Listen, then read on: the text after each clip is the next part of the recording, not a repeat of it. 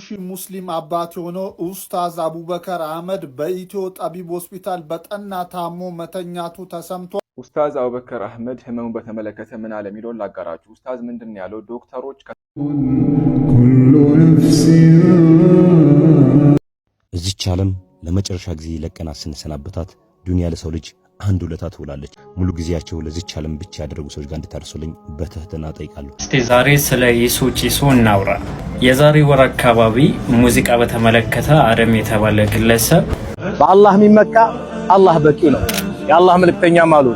እጅግ የሚያስገርም መረጃ ከወደ ሳውዲ ተሰምቷል። ሳውዲ አረቢያ 100 ኪሎ ሜትር ርዝመት ያለው ሶላት የማይሰግድ ሰው ፍጻሜውና መጨረሻው ምንድነው ከተባለ አላህ በቁርአን ላይ ይናገራል። ማሰለከኩም ፊ ሰቅር ቃሉ ለም ነኩን ሚነል ሙሰሊን። የጀሃነም ሰዎች ይጠየቃሉ የትንሣኤ ቀን። فمن شرح الله صدره للإسلام فهو على نور من ربه.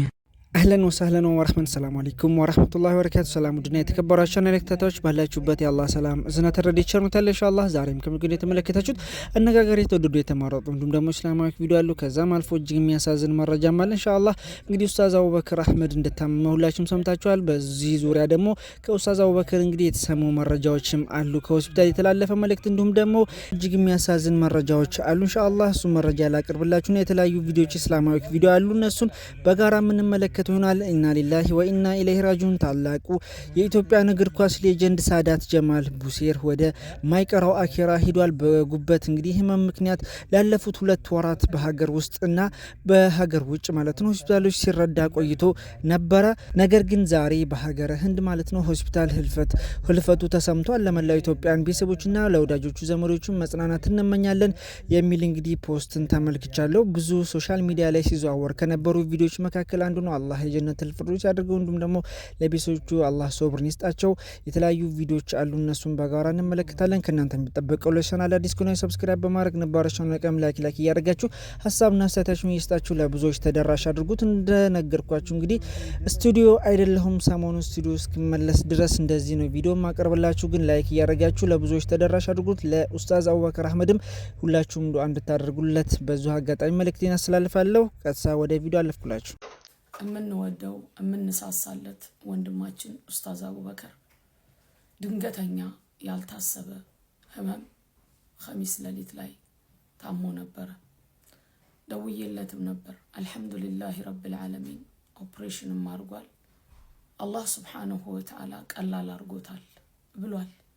ነገሩ ከባድ ነበረ። ጨርሶ አላህ ሱብሓነሁ ወተዓላ ይማረው። ሁላችሁም ዱዓ አድርጉለት። አላህ ሱብሓነሁ ወተዓላ ረጅም እድሜና ጤና ይስጠው በረህመቱ በእዝነቱ አላሁማ አሚን። ዱዓ አድርጉለት። ኡስታዝ አቡበከር አህመድ ህመሙን በተመለከተ ምን አለ የሚለውን ላጋራችሁ። ኡስታዝ ምንድን ነው ያለው? ዶክተሮች ከሰዎች ንክኪና ትንፋሽ ለተወሰነ ጊዜ እንድርቅ ስላሉ ሁላችሁም ባላችሁበት ሆናችሁ በዱዓ አስታውሱኝ፣ በአካል መምጣት አይጠበቅባችሁም ነው እና በእኔ ጉዳይ ላይ የተጨነቃችሁ በስልክ ደውላችሁ በአካል መታችሁና በርቀትም ሆናችሁ በዱዓችሁ ላሰባችሁኝ በጠቅላላ ምስጋና ላይ ያቀላቅ ያለ ነው። አላህ ያክብርልኝ። ከጤናዬ ጋር በተያያዘ ጥሩ መሻሻሎች አሉ።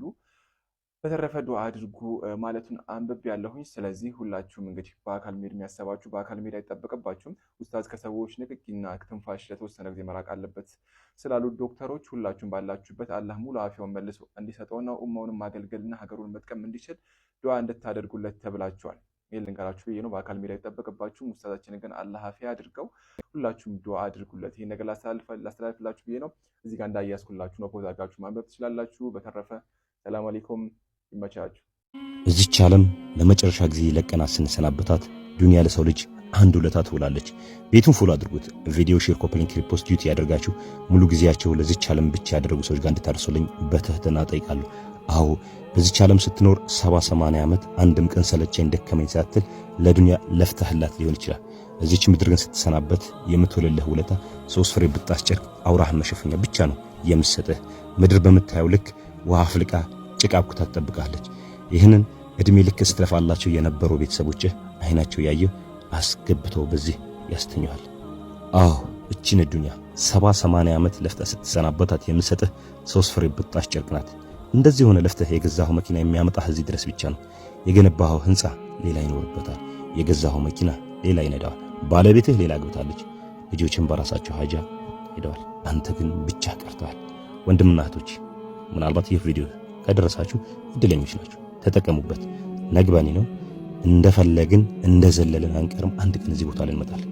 በድጋሚ ቪዲዮ ሼር፣ ኮፒ ሊንክ፣ ሪፖስት ዲዩት አድርጉት። የአላህ ሰላምና እዝነት ከእናንተ ጋር ይሁን።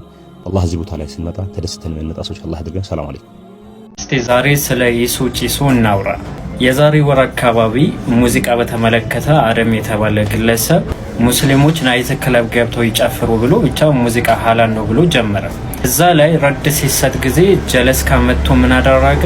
የፈትዋ አምባገነንነትን መቆም አለበት አለ። ከዛ ምን አደረገ?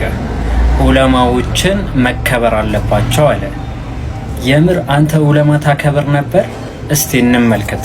እንዲህ ብሎ የጻፈ ማን ነበር? ሌላ ኢሱ ነበረ። በተጨማሪ ልጨምርልህ፣ ይህ ምን ነበረ?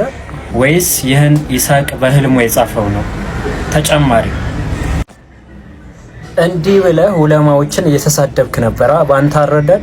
ሌላም ልጨምርልህ፣ ይህ ምን ነበረ? ለማን ነበረ እንዲህ ብለህ የጻፍከው? የሁላችሁ ኢኽዋኑል ሙስሊሚን ትግላቸው ለእስልምና ሳይሆን ለስልጣን ነው። ከስልጣን ተወገዱ ብራዘር ከየትኛውም ይለጠፋሉ፣ ያዙ እንባ ያነባሉ።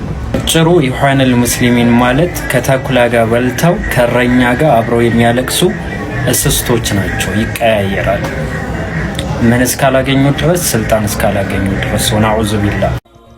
ሶላት የማይሰግድ ሰው ፍጻሜውና መጨረሻው ምንድነው ከተባለ አላህ በቁርአን ላይ ይናገራል። ማሰለከኩም ፊ ሰቅር ቃሉ ለም ነኩን ሚነል ሙሰሊን። የጀሃነም ሰዎች ይጠየቃሉ የትንሣኤ ቀን ጀሃነም እንድትገቡ የዳረጋቸው ምንድነው ሲባሉ ሶላት አንሰግድም ብለው ይመልሳሉ አለ። ስለዚህ ሶላት የማይሰግዱ ሰው ጀሃነም ናቸው። ግልጽ የሆነ የቁርአን አንቀጽ ነው። ማሰለከኩም ፊ ሰቅር ቃሉ ለም ነኩን ሚነል ሙሰሊን። በሰቅር በጀሃነም ውስጥ እንድትገቡ የዳረጋቸው ምንድነው ሲባሉ ሶላት አንሰግድም ነበር ብለው ይመልሳሉ አለ። ስለዚህ ጀሃነም ናቸው። ነቢያችን ሰለላሁ ዐለይሂ ወሰለም ሐዲስ ላይ ሶላት የማይሰግድ ሰው ካፊር ነው ብለው ቃል በቃል ተናግረዋል። ቃለ ነቢዩ ሰለላሁ ዐለይሂ ወሰለም አልዐህድ አለዚ በይነና ወበይነሁም አሰላት ፈመን ተረከሃ ፈቀድ ከፈር። በእኛና በካህዲያኖች መካከል ያለ የሚለየን ትልቁ ነገር ሶላት ነው ብሏል። ሶላትን የተወሰው በእርግጥም ከፍሯል፣ ክዷል አሉ። በሌላ ሐዲስ ላይ ነቢያችን ሰለላሁ ዐለይሂ ወሰለም በይነ ረጁል ወበይነ ሽርክ ወልኩፍር ተርኩ ሶላት አሉ። በአንድ ሰውና በክህደት መካከል ያለው ሶላትን መተው ነው። ስለዚህ ሶላትን ከተወሰየው ክህደት ዓለም ይገባል ማለት ነው፣ ይከፍራል።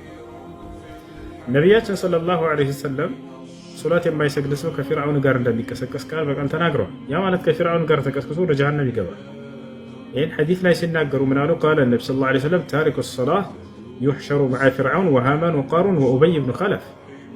ነቢያችን ሰለላሁ ዐለይሂ ወሰለም ምን አሉ? ሶላትን የተወሰው ከፊርዓውን ጋር፣ ከሃማን ጋር፣ ከቃሩን ጋር፣ ከኡበይ ብኑ ኸለፍ ጋር ይቀሰቀሳል አሉ። ፊርዓውንን፣ ሃማንን፣ ቃሩንን ታውቃላችሁ አይደል? ኡበይ ብኑ ኸለፍ ማን ነው ከተባለ ነቢያችን ሰለላሁ ዐለይሂ ወሰለም ፊርዓውን ወሃዚሂ ልኡማ ብለው የገለጹት ነው። የዚህ ትውልድ ፈርዖን ብለው የገለጹት ያ ሰው ከእነዚህ ጋር ነው የሚሆነው ሶላት የማይሰግድ ሰው ነገ የውመል ቂያማ። ነቢያችን ሰለላሁ ዐለይሂ ወሰለም ሶላትን የማይሰግድ ሰው የጀሃነም እንደሆነ በጥቅሉ በዚህ መሰረት ተናግረዋል። ሶላትን የሰገደ ሰው ደግሞ አሶላቱ ሚፍታሑል ጀና ብለውለታል። ሶላት የጀነት ቁልፍ ነች ብለዋል። ሶላት የጀነት ቁልፍ ነች። ነቢያችን ሰለላሁ ዐለይሂ ወሰለም በሌላ ሐዲስ ላይ ሲናገሩ ምን አሉ? ቃለ ነቢይ ሰለላሁ ዐለይሂ ወሰለም ምን አሉ? ኸምስ ሰለዋት ፊል የውም ወለይላ ኢፍተረደሁነ አላሁ ዐለል ዒባድ ፈመን አዳሁነ ፈለሁ ዐህዱ ሚነላሂ ቢአን ዩድኺለሁል ጀና። አምላካችሁ አላህ በቀንና በሌሊት 5 አውቃት ሶላቶችን ግዴታ አድርጎባቸዋል። እነዚህን ጠብቆ ለሰገደ አላህ ጀነት ሊያስገባው ቃል ገብቶለታል። በአላህ የሚመካ አላህ በቂ ነው። የአላህ መልእክተኛም አሉ ለው አነኩም ተተወከሉነ ዐለላሂ ሐቀ ተወኩሊሂ፣ እናንተ እኮ በአላህ ላይ ትክክለኛ መመካት ብትመኩ ኖሮ ለረዘቀኩም ከማ የርዙቁ ጠይር፣ አዋፎችን፣ ወፎችን፣ እርግቦችን እንደሚረዝቀው አላህ በረዘቃችሁ ነበር። ተግዱ ሒማሰን ወተሩሑ ቢጣነን፣ ወፍ አዋፍ ስትወጣ ባዶ ሆዷን ትወጣለች፣ ስትመለስ ሆዷን ሞልታ ትመለሳለች። ሱብሃንአላህ። ስለዚህ እኛም በአላህ ላይ ትክክለኛ መመካት፣ መመኪያችን አላህ ነው፣ መጠጊያችን አላህ ነው፣ መደገፊያችን አላህ ነው። በስልጣንም በገንዘብም በምንም ነገር እንዳንመካ በአላህ ብቻ። ወመን የተወከለ ዐለላህ ፈሁወ ሐስቡህ፣ በአላህ የሚመካ አላህ በቂው ነው። አላህ በቂህ ነው። አላህ ከበቃ ማን ሊጎዳህ፣ ማን አንተን ሊያሰቃይ፣ ማን አንተን እታች አድርጎ ሊመለከት አላህ ካንተ ጋር ከሆነ በጭራሽ። ስለዚህ በአላህ ላይ እንመካ። ትክክለኛ የቂን፣ ትክክለኛ መመካት፣ ትክክለኛ መደገፍ፣ ትክክለኛ መጠጋት በአላህ ብቻ ይሁን። ወመን የተወከለ አለላህ ፈሁወ ሐስቡህ። በአላህ የሚመካ አላህ በቂው ነው። ወከፋ ቢላሂ ወኪላ። ሰላም አለይኩም ወራህመቱላሂ ወበረካቱ። ጸጉር ያለ አግባብ አንዲት ጸጉር የታየ የጀነትን ሽታ ትርቃለች በሚባልበት በተነገረበት የነብዩ አስተምሮ ይሄ በሆነበት እንዴት ሙሉ ለሙሉ ሂጃብሽን አውልቀሽ ሜዳ ላይ ተወጫለሽ? እህቴ ጊዜው አልረፈደም። ወደ አላህ ተመለሽ። ወንድሜም ወደ አላህ ተመለስ። በቲክቶኩ በምኑ በተለያየ ፋሂሻ ላይ የተቀመጥን ወንድም እህቶች ወደ አላህ እንመለስ። ጊዜ ያለፈባቸውን ንብረት ምሸጥ፣ ወደ አላህ ተመለስ። ኤክስፓየርድ ያደረጉትን ምሸጥ፣ ወደ አላህ ተመለስ። ጊዜው ሳይረፍድብህ የበደልካቸውን ይቅርታ ጠይቀህ ወደ አላህ ተመለስ። አማና የምታጓድል በተቀመጥክበት ቦታ ላይ አማና የምታጓድል ኃላፊ ተደርገህ የተመረጥክ ቢሮ ላይ የተቀመጥክ መስሪያ ቤት ላይ መጋዘን ላይ በተለያየ መንገድ አማና የተሰጠ ወደ አላህ ተመለስ። አገበሻለሁ እያልክ ሐረብ ሀገር ሌላም ውጭ ሀገር ያሉ እህቶችን ገንዘብ ምትበላ ወንድሜ ወደ አላህ ተመለስ። ላታገባት ገንዘብ ላኪ እያልክ ምትበላ ምን ሰማው ሚዲያ ላይ ነው። አላህን ፍራ፣ ወደ አላህ ተመለስ።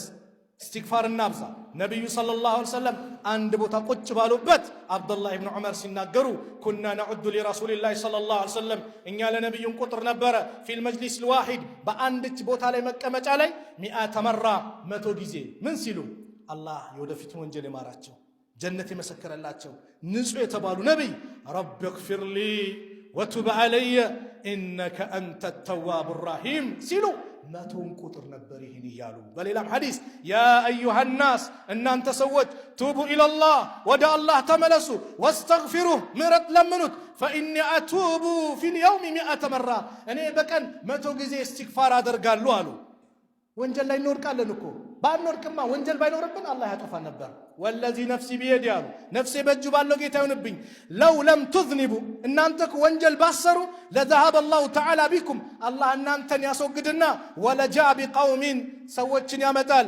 يذنبون وانجل ميسروا فيستغفرون الله تعالى كذا الله ان مرت ميطيقوا فيغفر لهم مرت ميسطاچو سونا نور قال ግን ያ ረብ እንበል ነው እንመለስ ነው استغفار የመጨረሻው ኹጥባ የመጨረሻው استغفار ጭንቅ ብሎ ርዝቅ ጠቡብህ ነገሮች ክራውድድ ከሆነብህ والله በእስትግፋር ምክንያት ልጅ ልታገኝ ትችላለህ በእስትግፋር ምክንያት ርዝቅ ይሰፋል በእስትግፋር ምክንያት ድርቅ ከመጣ ሰላም ከታጣ ሰላም ይመጣል ነብዩ ሰለላሁ ዐለይሂ ወሰለም በሐዲስ ምን አሉ من لزم الاستغفار استغفار ሙጭኝ አድርጎ ሁሉም ያበዛ ሰው جعل الله له لسو الله ያደርግለታል من كل ضيق مخرجا ከሁሉም መጨናቀቅ ከክራውድድ የተለያየ ጭንቀት ካለ አላህ መውጫ ቀዳዳውን አላህ ያበጃጅለታል ومن كل هم فرجا ሐሳብ ጭንቀት ካለ ያስወግድለታል